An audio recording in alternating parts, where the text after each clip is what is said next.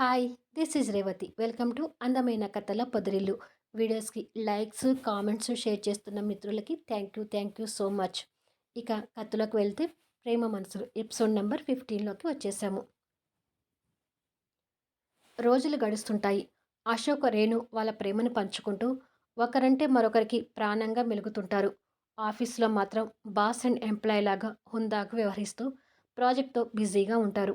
ఇక లాస్య అశోక్‌ని తన వైపుకు తిప్పుకోవాలని ప్రయత్నాలు చేస్తున్నా, రేణు ఆ ప్రయత్నాలను తిప్పికొడుతూ లాస్యకి చుక్కలు చూపిస్తుంటుంది. రేణు, లాస్య మధ్య పచ్చి గడ్డి వేస్తే బగ్గుమనే పరిస్థితికి దారితీస్తుంది.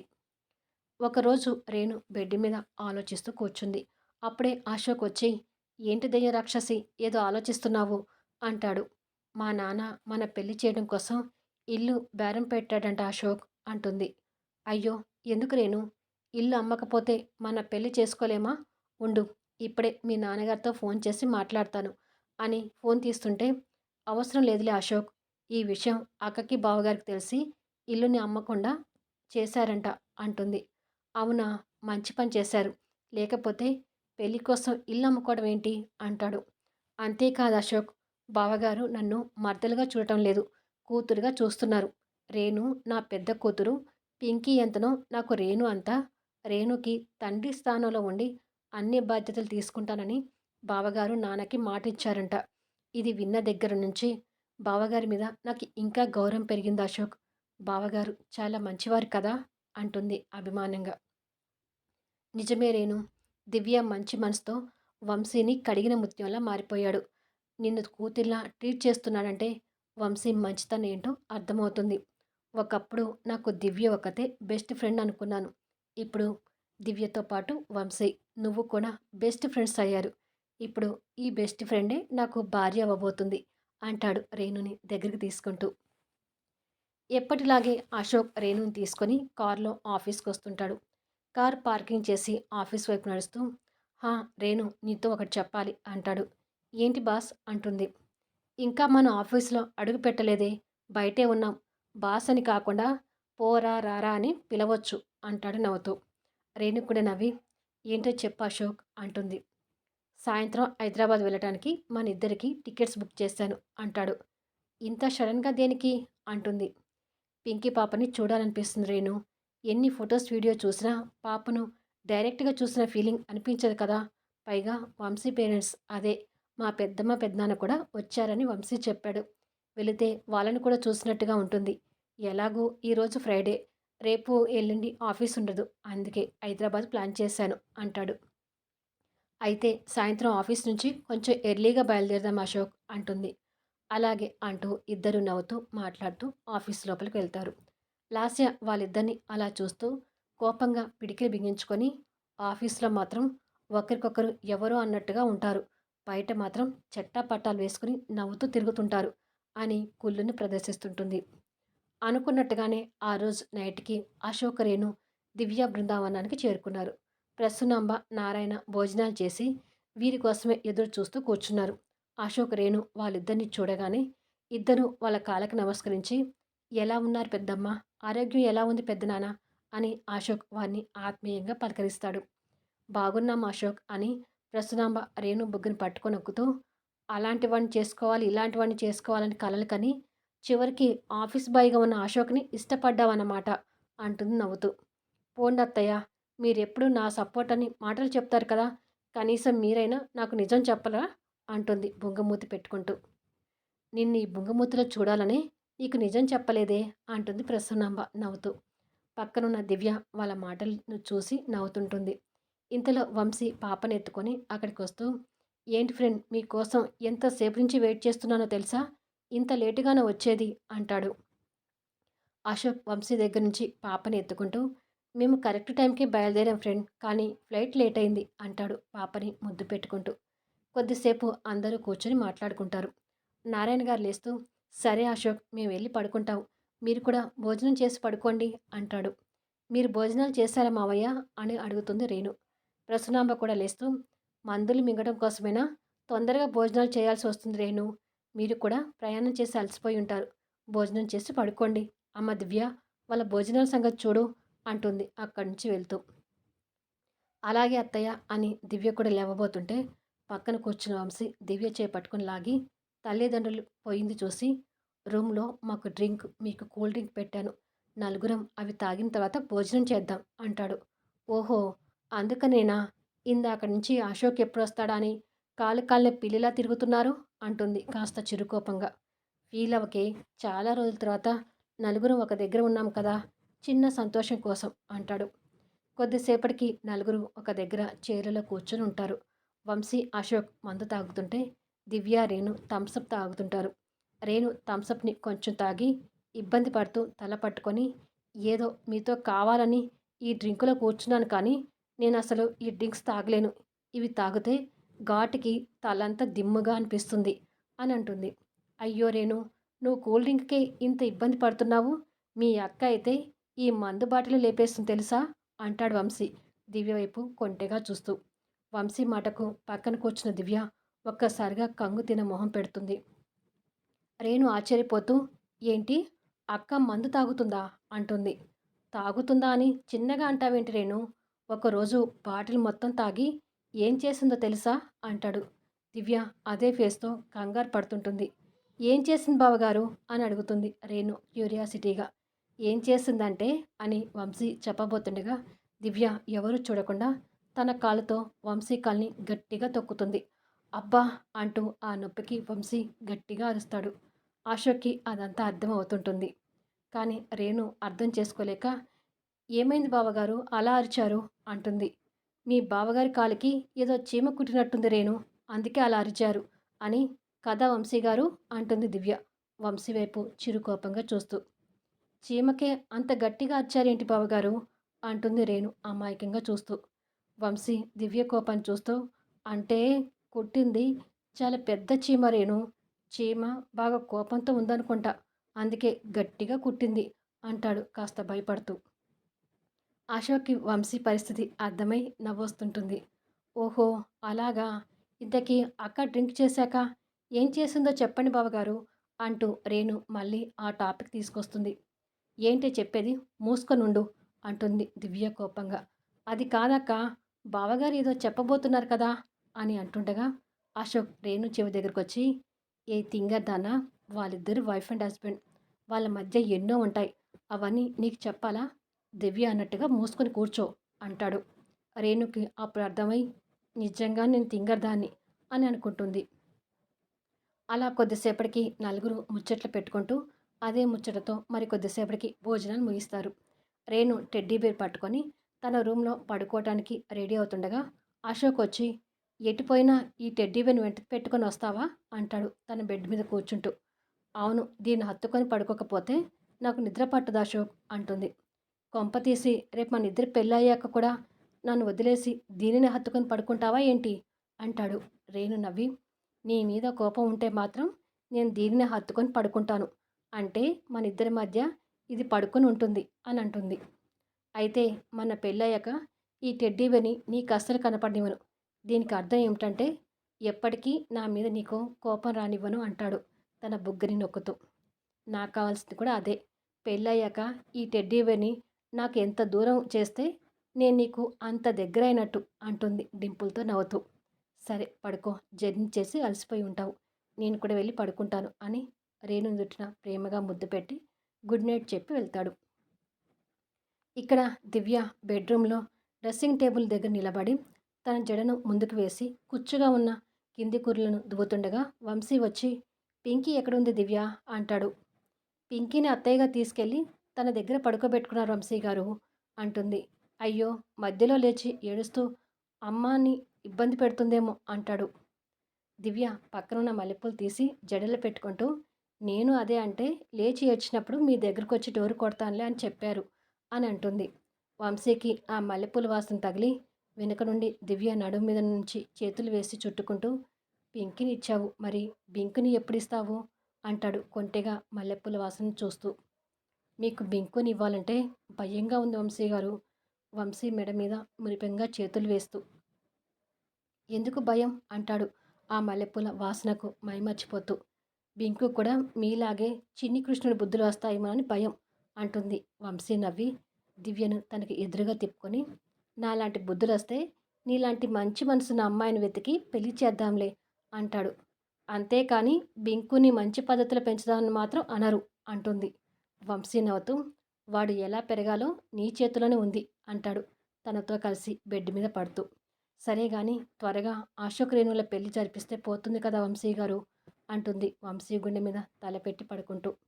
నేను కూడా అదే అనుకున్నాను దివ్య. కానీ అశోక్ రేణు పెళ్ళికి కొంత టైం తీసుకుంటాం అంటున్నారు. ఇక నేనేం చేయను అంటాడు తన తలను ప్రేమగా నిమురుతూ. వాళ్ళ పెళ్లి జరిగితే నాకు టెన్షన్ తీరిపోతుంది వంశీ గారు. అసలే ఆ రోజు గుడిలో వాళ్ళ పేరు మీద కొట్టిన కొబ్బరికాయ పాడైన దగ్గర నుంచి నా మనసు ఏదో కీడు శంకిస్తుంది అని అంటుంది. అదేమీ లేదులే దివ్య. వాళ్ళిద్దరిని చూస్తున్నావు కదా, చూడముచ్చటగా ఎంత బాగా కలిసిపోయారో. నువ్వే అనవసరంగా టెన్షన్ పడుతున్నావు అంటాడు పక్కన ఉన్న టేబుల్ లైట్ ఆఫ్ చేస్తూ. మరుసటి రోజు శనివారం టైం 6 అవుతుండగా అశోక్ గుడికి వెళ్ళటానికి రెడీ అయి కిందికి వస్తాడు. అప్పటికే రేణు కూడా హాఫ్ శారీ డ్రెస్లో తయారై అశోక్ కోసం వెయిట్ చేస్తుంటుంది. అశోక్ రేణుని చూసి ఆశ్చర్యపోతూ, ఇంత త్వరగా లేచి తయారయ్యావేంటి? అసలు నేను చూస్తున్నది నిన్నేనా అంటాడు తనని ఎగాదిగా చూస్తూ. దివ్య అక్కడికి వస్తూ దాన్ని లేపి గుడికి వెళ్ళటానికి తయారు చేయించేసరికి నాకు ఆ భగవంతుడు కనిపించాడు అశోక్ అంటుంది నవ్వుతూ. అవును అశోక్, నీతో గుడికి పంపించడానికి అక్క నన్ను 4 గంటలకే లేపింది అంటుంది కాస్త ఏడుపు మొహంతో. అశోక్ ఆ మొహం చూసి నవ్వుతూ, మంచి పని చేశావు దివ్య. ఆఫీస్ లేని రోజు ఈ దెయ్యం రాక్షసిని లేపడానికి నాకు కూడా భగవంతుడు కనిపిస్తాడు అని అంటాడు. దివ్య నవ్వి, సరే ఇద్దరు గుడికి వెళ్ళి మీ ఇద్దరి పేరు మీద అర్చన చేయించుకోండి అని అంటుంది. పద దెయ్యం రాక్షసి అంటాడు నవ్వుతూ. పద ఆఫీస్ బాయ్ అంటుంది అశోక్తో నడుస్తూ. దివ్య వెళ్తున్న వాళ్ళిద్దరినీ అలా చూస్తూ, భగవంతుడా వాళ్ళ పెళ్ళిని ఏ అడ్డంకులు రాకుండా జరిపించు తండ్రి అని కోరుకుంటుంది. ఇద్దరు గుడికి వెళ్ళేసరికి అప్పటికే భారతి ఆనంద్ పేరు మీద అర్చన చేయిస్తుంటుంది. అశోక్ భారతిని చూసి కాస్త ఆశ్చర్యపోయి బాగున్నారా అని ఆత్మీయంగా పలకరిస్తాడు. భారతి కూడా ఆశ్చర్యపోయి అశోక్ని చూస్తూ, ఓ అశోక్ నువ్వా, బాగున్నాను, నువ్వు బాగున్నావా అని నవ్వుతూ అడుగుతుంది. బాగున్నాను అంటాడు. రేణు భారతి వైపు ఎవరు అన్నట్టుగా ఆశ్చర్యంగా చూస్తుంటుంది. రేణు ఆశ్చర్యాన్ని చూసిన Ashok, Anand group of chairman Chakravarthi గారు అని విన్నావు కదా, వారి కూతురు భారతి అంటాడు. భారతి కూడా రేణు వైపు ఆశ్చర్యంగా చూస్తూ తను అని అంటుండగా, నా కాబోయే దెయ్యం రాక్షసి అంటాడు నవ్వుతూ. ఆ మాటకి రేణు అశోక్ తొడ మీద గిచ్చుతుంది. అబ్బా ఇది గుడే, గిచ్చకే అంటాడు. భారతికి వాళ్ళిద్దరి సంగతి అర్థమై నవ్వుతుంటుంది. తిరిగి అశోక్ భారతి వైపు చూసి, అదేనండి నా కాబోయే భార్య, ఇద్దరం ప్రాణంగా ప్రేమించుకుంటున్నాము అంటాడు నవ్వుతూ. ఓ అవునా, ఇద్దరి జంట చాలా బాగుంది అని మనసులో ఆలోచించుకుంటూ, ఆనంద్ కూడా ఉండి ఉంటే ఆనంద్ లాస్యని కూడా ఇలా జంటగా చూసుకునేవాళ్ళం అని అనుకుంటుంది. ఇంతలో పూజారి ఆనంద్ పేరు మీద అర్చన చేసి భారతికి పూజ బుట్టని ఇస్తాడు. అశోక్ పూజారితో మాట్లాడుతూ, పూజారి గారు అశోక్ కుమార్ రేణు పేరు మీద కూడా అర్చన చేయండి అంటాడు. అలాగే బాబు అని పూజారి గారు వాళ్ళిద్దరి పేరు మీద అర్చన చేస్తుంటే భారతి కూడా అక్కడే నిలబడి వాళ్ళిద్దరి వైపు ఆత్మీయంగా చూస్తుంటుంది. కొద్దిసేపటికి ముగ్గురు తీర్థప్రసాదాలు తీసుకొని గుడి నుంచి బయటకు వస్తారు. అశోక్ భారతితో మాట్లాడుతూ, మళ్ళీ మిమ్మల్ని చూస్తానని అనుకోలేదు, మీరు కలిసినందుకు సంతోషంగా ఉంది అంటాడు. నాకు కూడా అసలు నేను చూస్తుంటే మా తమ్ముడు ఆనంద్ గుర్తొస్తున్నాడు అంటుంది.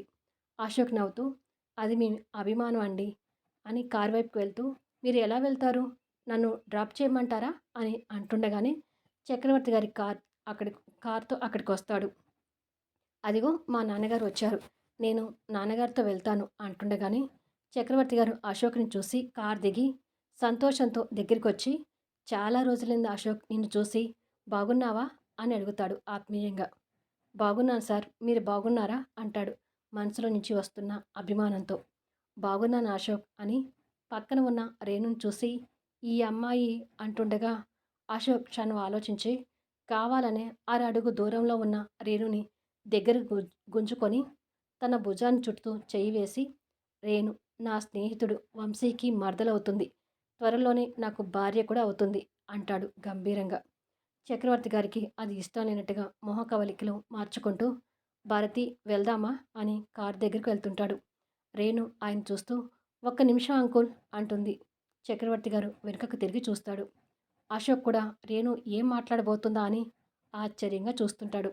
రేణు వారి దగ్గరికి వెళ్ళి, ఈ గుడిలో మొట్టమొదటిసారిగా మా ఇద్దరి పేరు మీద అర్చన చేయించుకొని వస్తుంటే మీరు ఎదురయ్యారు. అశోక్‌కి వెనక ముందు ఎవరూ లేరు. అశోక్ తండ్రి స్థానంలో ఉండి నన్ను ఆశీర్వదించండి అంకుల్ అని రేణు చక్రవర్తి గారి కాళ్ళకు నమస్కరిస్తుంటుంది. భారతి, అశోక్ కూడా రేణు మాట్లాడిన విధానానికి స్పందిస్తూ ఆ ఇద్దరి వైపు చూస్తుంటారు. చక్రవర్తి గారు ఏమంటారోనని అశోక్ కాస్త ఎగ్జైట్మెంట్‌గానే చూస్తున్నాడు. ఆ క్షణాన రేణు మంచితనం, మర్యాద చక్రవర్తి గారి మనసును కాస్త కదిలించి, త్వరలోనే ఇద్దరు పెళ్లి చేసుకొని పిల్లా పాపలతో చల్లగా ఉండండి అని నవ్వుతూ ఆశీర్వదిస్తాడు. రేణు సంతోషంగా లేచి నిలబడి థ్యాంక్స్ అంకుల్ అంటుంది. చక్రవర్తి గారు, భారతి అశోక్ వైపు అభిమానంగా చూస్తూ కారెక్కుతారు. అశోక్ వారు వెళ్తున్న కారు వైపు చూస్తూ రేణు దగ్గరికి వస్తాడు. రేణు అశోక్‌ని చూసి, అంటే ఆయన బావగారికి శత్రువని తెలుసు. కానీ ఎందుకో తెలీదు. ఆయన్ని చూడగానే కాళ్ళకి నమస్కరించాలనిపించింది అని అంటుంది. అశోక్ నవ్వుతూ ప్రేమగా రేణు తల నిమిరి, వంశీ, దివ్య మన కోసం ఎదురు చూస్తుంటారు పద అంటాడు. అశోక్, వంశీ సోఫాలో పక్కపక్కగా కూర్చొని పాపను ఆడిస్తుంటారు. నారాయణ, ప్రసన్నాంబ అన్నాదమ్ములుగా కనిపిస్తున్న వారిద్దరిని చూస్తూ అక్కడికి వస్తారు. నారాయణ గారు అశోక్ భుజం మీద ఆప్యాయంగా చేయి వేసి, అశోక్, నిన్ను చూసిన దగ్గర నుంచి మాకు ఇంకొక సంతానం లేదనే బాధ పోయింది. మీరెప్పుడు ఇంతే స్నేహంగా ఉండాలి అంటాడు. అలా మాట్లాడుతుండగానే రేణు, దివ్య కూడా అక్కడికి వస్తారు. ప్రసన్నాంబ వాళ్ళ దగ్గర నుంచి పాపని తీసుకుంటూ, అవును అశోక్, నువ్వు అనాథవని, నీకు ఎవరూ లేరనే బాధని ఇక నీ మనసులోకి రానివ్వకు. మేమందరం కలిసి రేణుతో నీ పెళ్ళి అంగరంగ వైభవంగా చేస్తాము అంటుంది. వారి అభిమానానికి అశోక్ సంతోషపడుతూ సోఫాలోంచి లేచి, లేదు పెద్దమ్మ, మీ కుటుంబంతో పరిచయం అయ్యాక నేను అనాథననే విషయాన్ని పూర్తిగా మర్చిపోయాను. వంశీ, దివ్య, రేణు ఈ ముగ్గురు నాకు తోడుగా ఉన్నంతకాలం ఈ అశోక్ ఇక దేని గురించి బాధపడు అంటాడు. అలా అందరూ కలిసి ఆనందంగా మాట్లాడుకుంటూ ఉంటారు. 2 రోజులకి అశోక్, రేణు తిరిగి ముంబై వస్తారు. ప్రాజెక్ట్ సబ్మిట్ చేసే రోజులు దగ్గర పడే కొద్దీ అశోక్, రేణు, రఘు ఆఫీస్ స్టాఫ్ అంతా వర్క్లో బిజీ అవుతుంటారు. లాస్య కూడా వాళ్ళతో పాటు వర్క్ చేస్తున్నట్టుగా నటిస్తూనే, ఆహా, ప్రాజెక్ట్ సక్సెస్ చేయడానికి అందరూ ఎంతగా కష్టపడుతున్నారో, పాపం పనికిరాని వీళ్ళ కష్టాన్ని చూస్తుంటే జాలి వేస్తుంది. ఈ ప్రాజెక్ట్ ఫెయిల్ అయ్యి ఈ కంపెనీకి కోట్లు నష్టం రావడం ఖాయం. మా మావయ్య కోరుకున్నట్టు త్వరలోనే ఆ వంశీ, దివ్య బృందావనాన్ని వదిలిపెట్టి రోడ్డు మీద పడటం ఖాయం అని నవ్వుకుంటుంది. ఒకరోజు అశోక్ తన ఛాంబర్లో కూర్చొని లాస్యకి ఫోన్ చేసి, లాస్య, ఒకసారి నా ఛాంబర్లోకి రా అంటాడు. లాస్య లోపలికొచ్చి, చెప్పండి బాస్ అంటుంది. రేణుకి హెల్త్ బాగలేక ఈరోజు ఆఫీస్కి రాలేదు. ప్రాజెక్ట్ సబ్మిట్ చేయడానికి ఈరోజు లాస్ట్ డే. నువ్వే అంతా దగ్గరుండి చూసుకో అని ఫైల్ తనకిస్తాడు. ఓ, ఈరోజు నా టైం బాగుంది. ఆ గయ్యాల్ది ఆఫీస్కి రాలేదు. దొంగ చేతికి తాళాలు ఇచ్చినట్టు బాస్ ఫైల్ నా చేతికిచ్చి ప్రాజెక్ట్ సబ్మిట్ చేయమంటున్నాడు. ఆల్రెడీ ఒక డమ్మీ ప్రాజెక్ట్ని రెడీ చేసి పెట్టాను. అది సబ్మిట్ చేసి మీ పని గోవింద చేస్తాను అని మనసులో అనుకుంటూ ఉండగా అశోక్కి వంశీ దగ్గర నుంచి ఫోన్ వస్తుంది. హలో ఫ్రెండ్, ప్రాజెక్ట్ పూర్తి చేయడం అయిపోయింది. సబ్మిట్ చేయడమే ఉంది. మన కష్టానికి ప్రతిఫలం దొరకపోతుంది. ఖచ్చితంగా ప్రాజెక్ట్ సక్సెస్ అవుతుంది. మీరు టెన్షన్ పడకండి అని మాట్లాడుతుండగా లాస్య ఆ మాటలు విని వెటకారంగా నవ్వుతూ ఫైల్ తీసుకొని బయటకు వస్తుంది. ఇలా రోజులు గడిచి ఇక ఆ రోజు ప్రాజెక్ట్ రిజల్ట్ తెలిసే రోజు అశోక్, రేణు, రఘుతో పాటు మిగతా స్టాఫ్ కూడా ప్రాజెక్ట్ మెయిల్ కోసం ఆతృతగా ఎదురు చూస్తుంటారు. లాస్య మాత్రం తాపీగా కూర్చొని పిచ్చోలు సక్సెస్ కాని ప్రాజెక్ట్ కోసం ఎదురు చూస్తూ కూర్చున్నారు. ఆ బ్యాడ్ న్యూస్ విన్నాక వీళ్ళ మొహాలు ఎలా ఉంటాయో చూడాలి అని అనుకుంటుంది మనసులో. మరి ప్రాజెక్ట్ రిజల్ట్ ఎలా వస్తుందనేది నెక్స్ట్ అప్డేట్లో కలుద్దాం. ఛానల్ నుంచి వెళ్ళిపోయే ముందు దయచేసి లైక్ చేయండి, కామెంట్ షేర్ చేయండి, సబ్స్క్రైబ్ చేసుకొని బెల్ ఐకాన్ ప్రెస్ చేసి ఛానల్ షేర్ చేస్తూ సపోర్ట్ చేయండి.